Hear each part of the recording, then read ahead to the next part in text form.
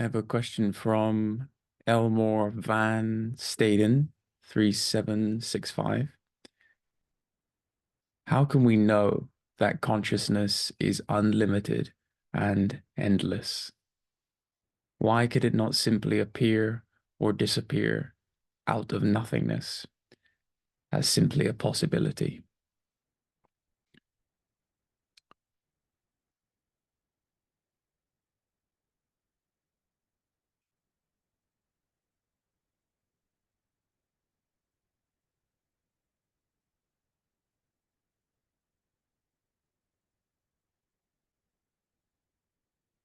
If we check our experience of consciousness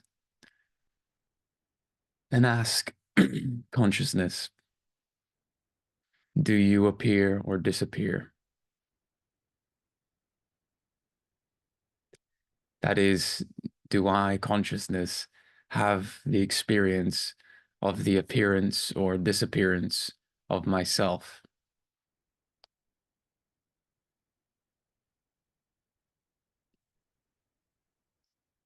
What is the answer?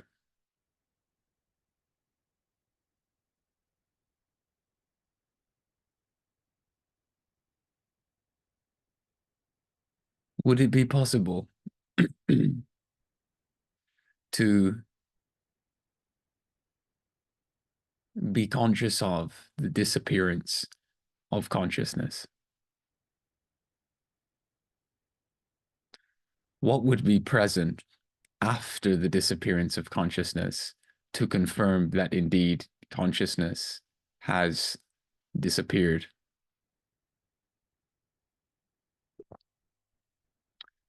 It would have to be a presence which is conscious or aware to confirm that consciousness has supposedly vanished.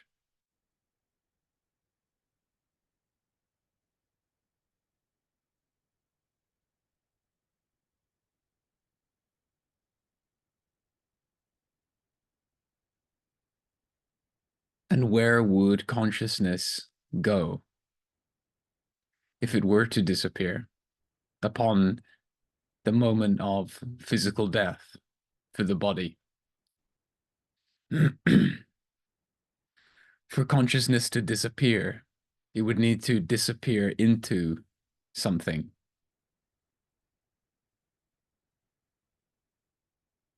That from which it has arisen.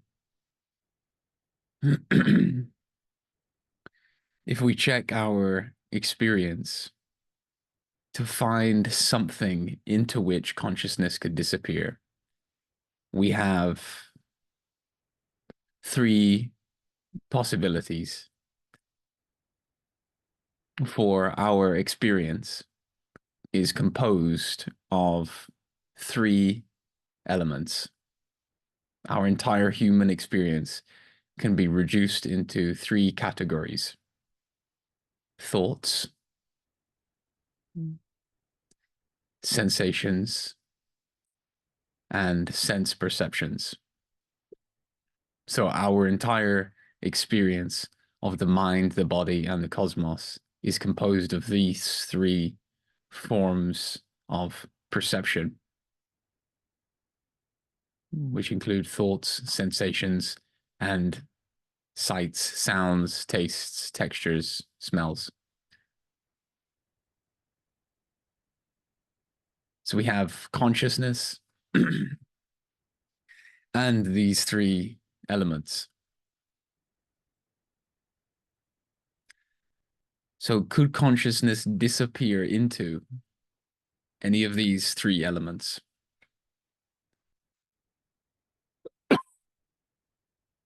Can consciousness disappear into the mind? Have we ever experienced consciousness disappearing into a mind, dissolving into a mind, leaving only the mind, leaving only thought present, whilst consciousness is utterly absent? No. Would it be possible?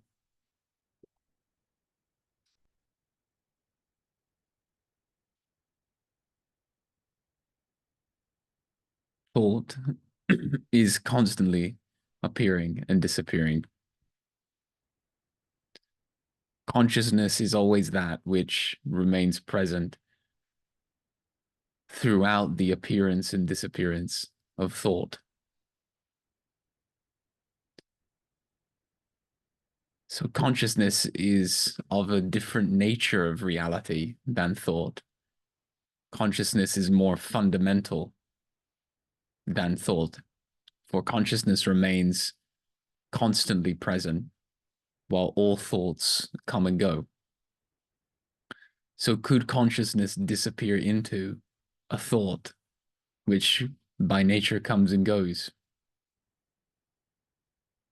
No. All thoughts disappear into their background of consciousness. All thoughts die in consciousness.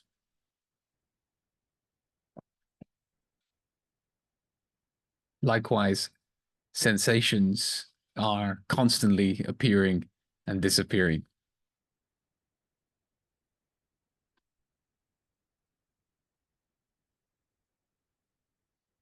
So can consciousness dissolve into or disappear into a sensation which itself is destined to disappear into consciousness? Does the screen disappear into the movie? Does the sky disappear into a cloud? No, the movie and the cloud disappear into their background. All sensations disappear into the background of consciousness.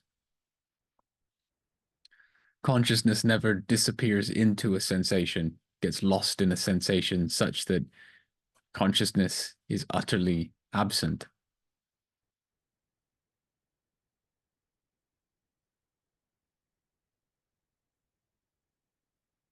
Now we have one last candidate for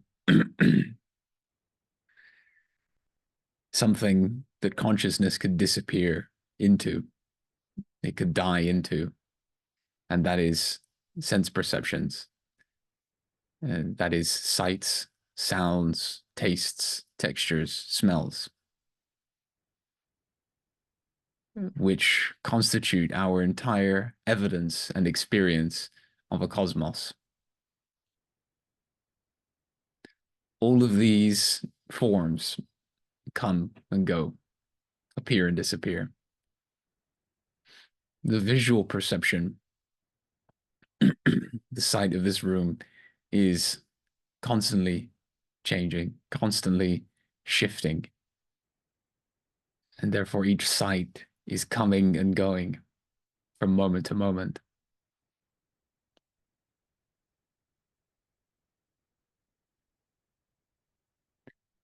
Can consciousness disappear into this perception?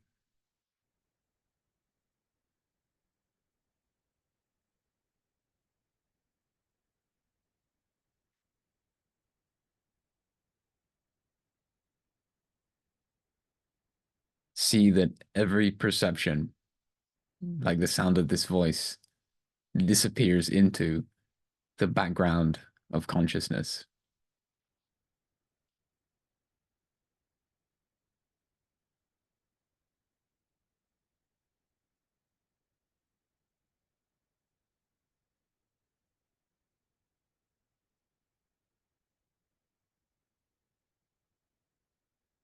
Could consciousness disappear into a perception, such as the sight of this room?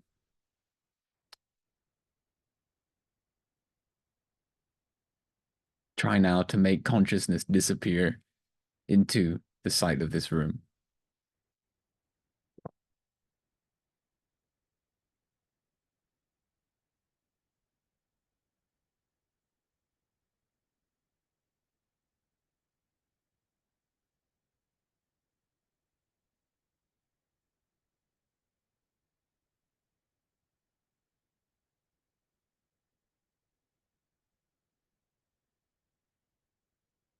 Consciousness remains as that background that is ever present, whilst all thoughts, sensations, and perceptions disappear inevitably.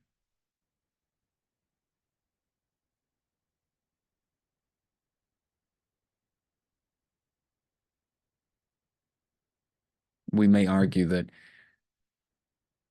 the cosmos of phenomena exists independently of our perception, and we could, as consciousness, disappear into that phenomenological cosmos that exists independently of our perceiving of it.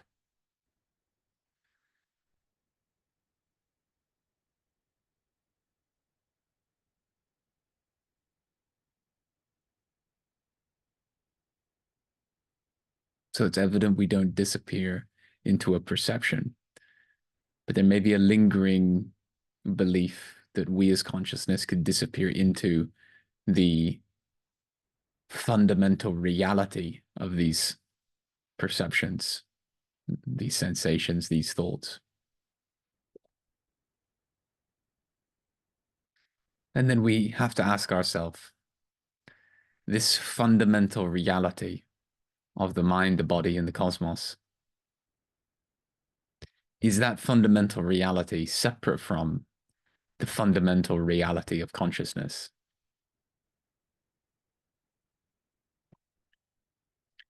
Evidently, for us to be in contact, for the fundamental reality of the mind, the body, and the cosmos to be known by or experienced by consciousness implies a unity, a connection, which indicates a oneness. So even though we may not be able to phenomenally perceive the fundamental reality of the mind, the body, and the cosmos, evidently it is all the substance that is there to the mind, the body, and the cosmos. So we as consciousness are connected to it, one with it.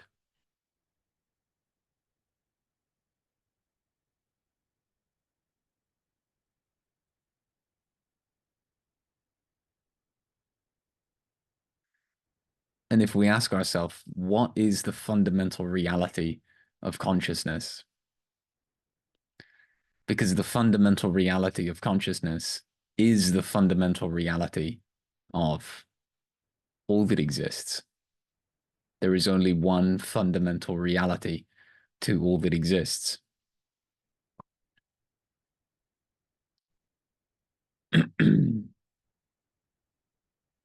We all deeply know that there's only one presence here out of which everything is made.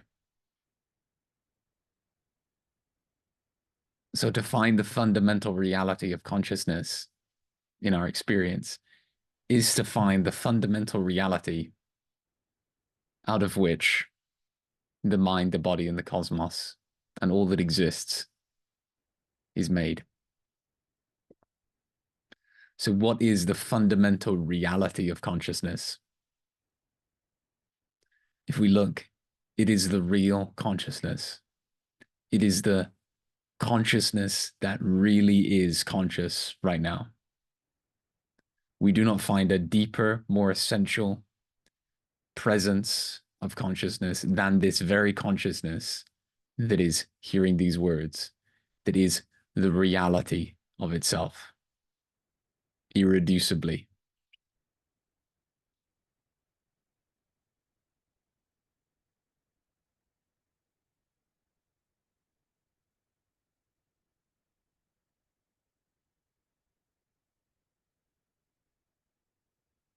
And if we look to this consciousness that is the reality which is conscious right now, and we remove all of the superfluous layers of our experience, the thoughts, the sensations, the perceptions that inevitably disappear and therefore are not fundamental to consciousness. What do we know of consciousness as consciousness? We are simply conscious that we are conscious as reality. And that experience admits of no limited qualities. All limited qualities are described by thoughts, sensations, and perceptions. But if we remove all of those, not by experientially eradicating them, they can remain apparent, but we understand that all of these movements of thought, sensation, and perception are not fundamental because they appear and disappear. We are left with the pure experience of consciousness, knowing itself without referring to any limited qualities, without knowing itself by defining itself, having no definition of itself as limited.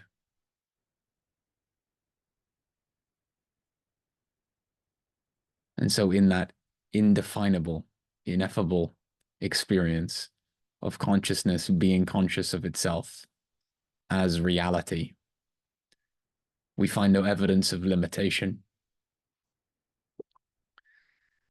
And if we ask ourselves, is there any evidence of being unlimited?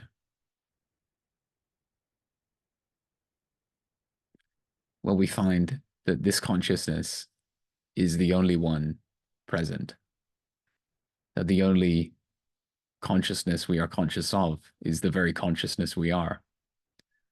The only presence we are aware of, the only reality we are aware of is this consciousness that we are conscious of as this consciousness.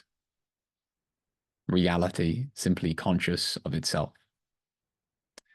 And this reality is one. It has no limits.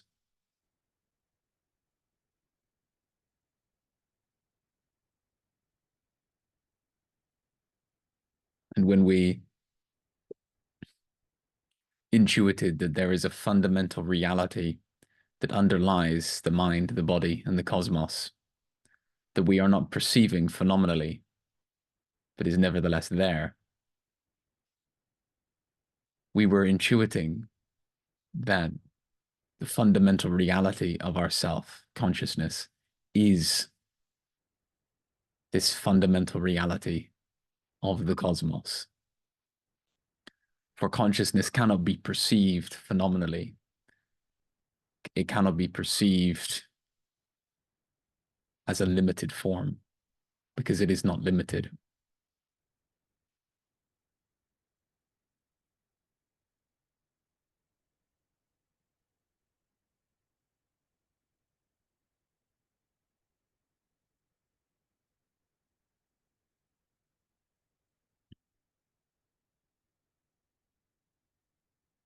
So we then ask ourselves, now we've removed thoughts, sensations, perceptions as candidates for places that consciousness could disappear into. Is there anything else here that consciousness could disappear into other than this consciousness? No. There's no edge, no boundary beyond which another presence is for consciousness to die into.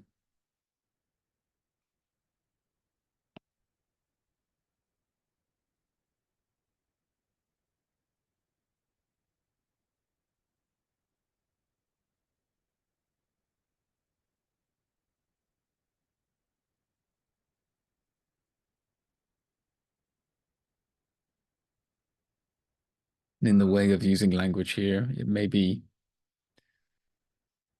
interpreted that there's a distinction being made between consciousness and the thoughts, the sensations, and the perceptions, as if consciousness is on one side and the phenomenal experience is on the other, as if there is a duality and a separation between these two realms. In reality, there is only one reality, which is the substance of consciousness. And that consciousness is the substance of all the thoughts, sensations, and perceptions. So that further drives home the point that consciousness cannot disappear into the mind, the body, or the cosmos, because consciousness cannot disappear into itself. A screen cannot disappear into the movie.